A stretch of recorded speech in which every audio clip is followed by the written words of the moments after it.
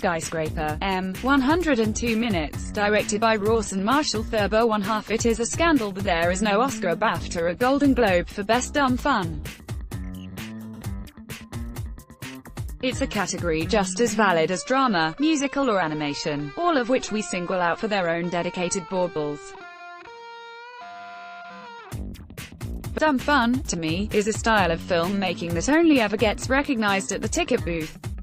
All those "I only watch films that the critics don't rate" comments online are a valid backlash against the fact that numpties like me and my colleagues are often all too keen to dismiss likable and entertaining films as somehow not worth taking seriously as we scurry into the art house to fawn over the next black and white drama about disabled ballet dancers out of Iraq. Well, that's the perception anyway. Truth is, I love a good dumb film as much as anyone. And they are harder to find than you might think. For every skyscraper, we're getting there, promise, there are 10 wannabes cluttering up the DVD sale bins of your local warehouse, and often with surprisingly big names on the cover. Hello, Nicolas Cage, or slinking into the multiplex for a week at most. A good dumb film, like a good film in any genre, is a brilliant collision of writing, performance, technique, direction and a big dollop of some indefinable rightness of intent that lends the whole project a likability and charm that will power it through the field. And Skyscraper, finally, has all of that in spades. Asterisk yes, Skyscraper is really not much more than a remake of Die Hard transplanted to Hong Kong. But that in itself is no bad thing. Neither is having Dwayne Johnson in the lead. Johnson, like Bruce Willis before him, is able to transcend a pretty mundane idea and deliver it with such conviction and wit we're basically cheering him on despite knowing, really, what we are watching is as contrived as it is physically impossible.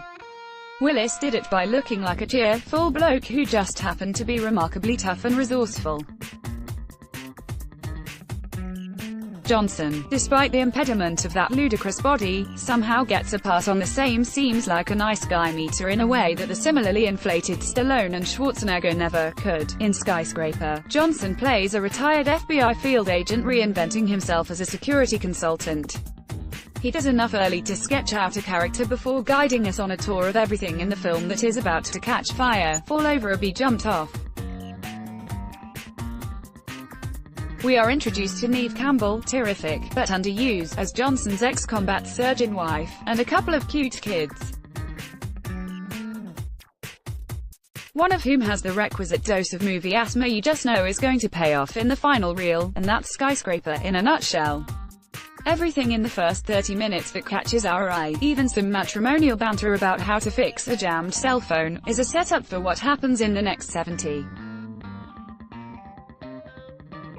Of course it's formulaic, but it's also fun to watch unfold. What Skyscraper is lacking is a truly memorable villain. There's a selection of baddies to hiss at, most notably Ozzy Noah Taylor, looking about as sane a bag of weasels, and Roland Moller, atomic blonde, as an all-purpose Euro-nasty, who looks like he might even be able to take Johnson in a fight. Obviously, he can't. But there's no standout, and Alan Rickman in Die Hard, to condense and crystallize the threat to Johnson and family. Skyscraper is a ludicrous load of old rubbish that will not enrich your life by a single iota for having seen it. But it is also a well-made, well-crafted and easy-to-enjoy film that does everything the trailer promises. Bravo. Stuff promoted, stories recommended by